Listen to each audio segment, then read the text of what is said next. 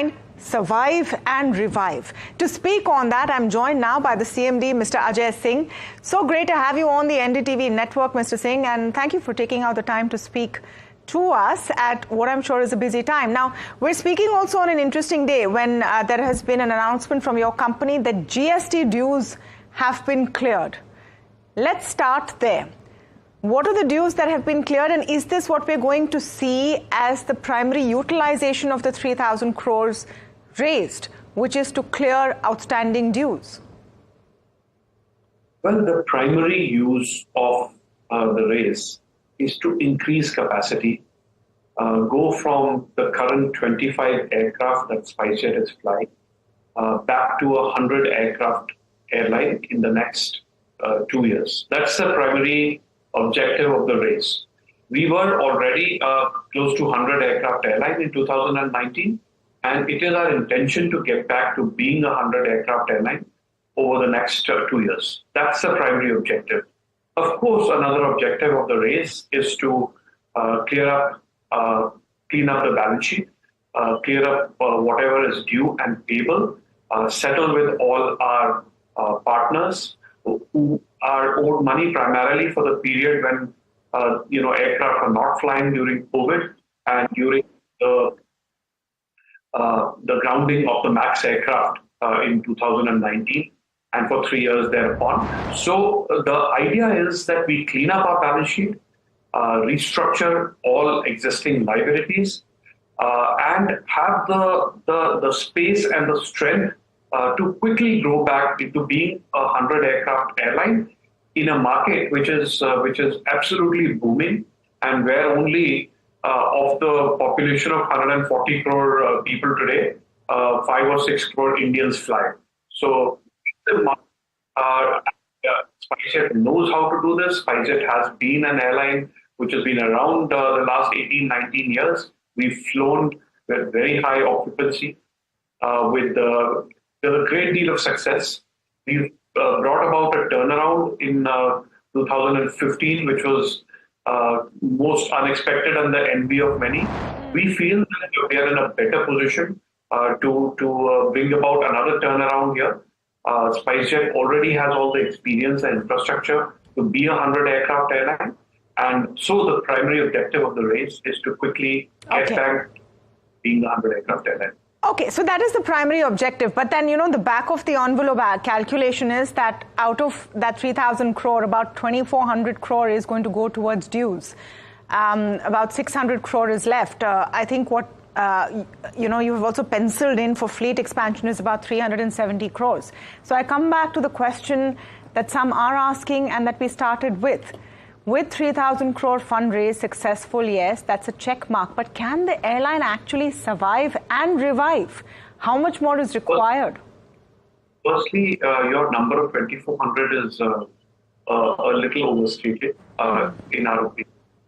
And what we've done is we've penciled in about 800 crores towards revival of aircraft that we have on the ground. Remember, the aircraft are difficult to come by in the global aviation market at this point of time. SpiceJet has this great advantage that we have about 30 aircraft which are just sitting on the ground, which need some capital to put them back in the air.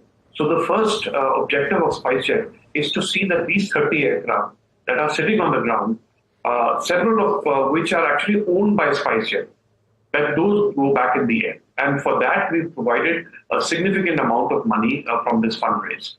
In addition to that, like you correctly said, we've allocated some money towards getting in aircraft on lease. And this money has been allocated towards some advance payments, etc., that have to be made for those aircraft. So the plan is to get up to about 40 aircraft by the end of this financial year, to get up to close to 80 aircraft by the end of the following financial year, and 100 aircraft thereupon. So we think it's a plan that we can well achieve, and we will actually surprise all of you on the upside. No, I think this is the question that you get the most. Tamanna, let me just say that we have proven you guys wrong. We've proven your channel wrong repeatedly. because you guys have said so many times that SpiceJet will not survive. And we've shown you every time that you're wrong. This is an airline that refuses to die. It will not, and it will be a vibrant player in the Indian aviation space. Again, there is absolutely no doubt in that. All right. So no, let me respond to that, Mr. Singh. We hold as journalists a healthy dose of skepticism for any claims made by anyone. But having said that, for the health of the Indian aviation sector, it's better that there are more players. We want SpiceJet to survive. But all claims being made will be examined as they must. I'm sure you appreciate that. We fully appreciate that. But every time a claim has been made by NDTV, it is our mission to ensure that that claim is proven wrong. Okay. If that helps the airline survive, then we're happy for that. We're happy for the outcome. Okay. Now, having said that, you said that the math was a little bit off. Let me just come back to that. So 3,000 crores, you're saying at least 800 crores goes towards CAPEX. So 2,200 crores towards due. Is that the right math then? No, actually, what is going towards due is close to about 1,400 crores because there are a lot of settlements in the works. We have another 800 crores of reserve capital that we are keeping to ensure that we have enough working capital and we have enough reserve. So around 1,400 crores is going towards dues. About 800 is going towards refurbishing the planes and getting in new aircraft, and 800 is capital that we are keeping in reserve. Okay. Now, let's get to, what that pathway looks like and some of the things from the customer point of view, the niggles. So some hitches which we've seen at certain airports, airport dues, etc. Would that take priority? Some of the furloughs that have been announced, do you look at reversing that in a certain timeline? Well, as you know, we've cleared all past salaries of employees. Everybody's completely current and up to date. We have also cleared GST dues. We are clearing other statutory dues as we speak. So in terms of the airports, there's actually very little money due to them. I think one of the advantages of being on the advanced system that we have been at airports and with oil companies for the last 7 or 8 years is that very little money is actually due to them from the past. So they will be settled. Those are relatively smaller pieces of this full puzzle. We will find settlements with them really soon. Now, you heard about some advance payments that have been requested by certain airports, which came in the media. But those are very small amounts, Tamanna, and those will be settled very, very quickly. What about the 150 crew sent on furlough in August? Now that there is liquidity that has come in, is there a plan to reverse this? Because surely if you're going to have this, ambitious scale up of fleet, then you need the crew as well. So what is happening on that front? I think for sure. I mean, these are wonderful people who we've trained. And, by the way, SpiceJet was perhaps the only airline that actually kept the entire staff at SpiceJet during COVID. We kept them because we felt that they would have absolutely nowhere to go if we were to let them go. And so we are very, very, conscious of the fact that we need to get them back on the rolls as soon as possible. And as we scale up and as we roll out this pretty ambitious scale-up plan, of course, all that crew and all that staff is going to come. Let me just come to the bit of the fundraise. So the first round of fundraise successful. Some marquee investors have come in. Then again, some have offloaded a little bit of stake, but then that's part of usual business. The question everyone wants to know that is another fundraise round the corner, or will that be required to reach that goal of 100 aircraft by 2026? Is that on the horizon? I think the plan till 2026 is fully funded. Okay. So no more fundraise is required for that. I think we are well on our way on that plan. We'll see what happens beyond that plan. How does the math work on just what we spoke about?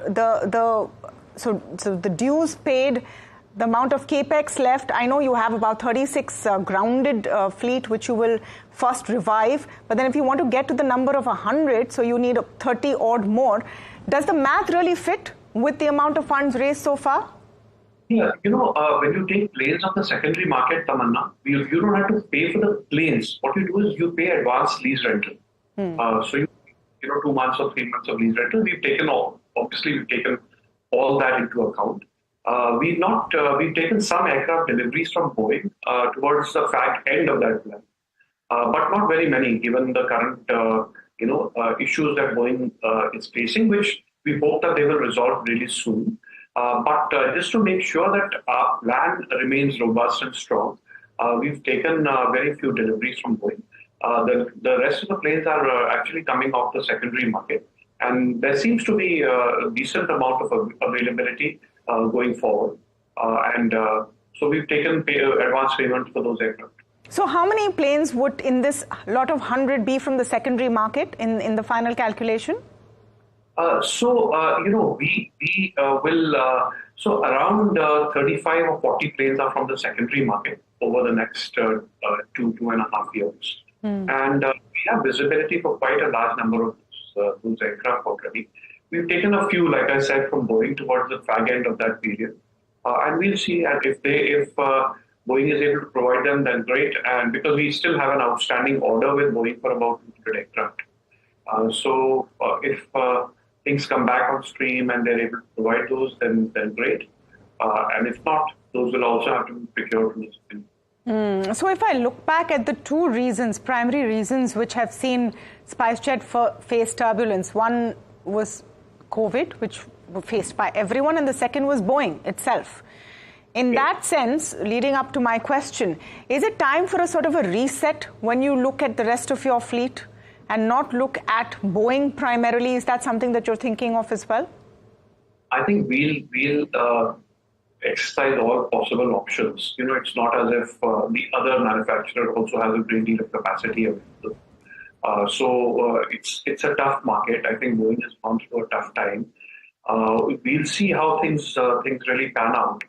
But I think the preference is to stick with existing partners while exploring all other possibilities. Just a couple of questions on what the industry is looking like right now, Mr. Singh. We have a peculiar sort of breakup in our aviation industry. Airlines die over here with alarming regularity. Kudos, SpiceJet has managed to stay above ground, but that is a feature of the Indian aviation industry. And then you have two primary players now, one with an outsized share. SpiceJet gets to 100 by 2026. Say all of that is in plan. How do you manage to crack this in terms of market share? Our concern has never particularly been market share. As you increase the fleet, the market share goes up. This is part of the way this works. We were at close to 20% market share in 2019. As we increase our planes, market share will keep going up. I don't want to put a target market share, but I think a healthy industry requires multiple players. The duopoly that exists today is perhaps long-term not the best thing to happen, either for consumers or for this industry. And not only SpiceJet, I would wish the other players also the best, and I hope that we can have multiple players in the system. We, of course, need to ensure going forward that the industry remains healthy. And for that, it's important that we bring down the cost of aviation in terms of the taxes that are being charged, the complexity of the system, etc. We need to address those issues, and we need to address the issue of yield. India has been one of the lowest yield markets, aviation markets in the world. That's improved over the last 2 years. But I think it's important that airlines are going to be profitable so that they can use the profits and deploy those profits towards growth that the Indian market needs. What is the path to profitability for SpiceJet, sir? Well, from our perspective, today a large amount of our cost actually is because of the fixed cost that we are incurring because of the grounded fleet. As you start putting that fleet back in the air, remember that today we are paying for that fleet. We are paying lease rental for the fleet. We are paying parking charges for the fleet. We are paying an outsized amount of money for infrastructure to maintain that fleet. As you start bringing that fleet back, that fixed cost will get amortized over the number of planes that we have, and you'll see the profitability come quite quickly. In fact, our projection is that you will see it quite early on that the airline will turn profitable. Give me a number, sir. I don't want to give you the Tamanna, because then I don't want to, read in your channel that I said something. You get to tell me I told you so. Commitments to, you're right, but we have made commitments in our business plan to the incoming investors. We will certainly try and beat those commitments that we made. Yeah, well, that was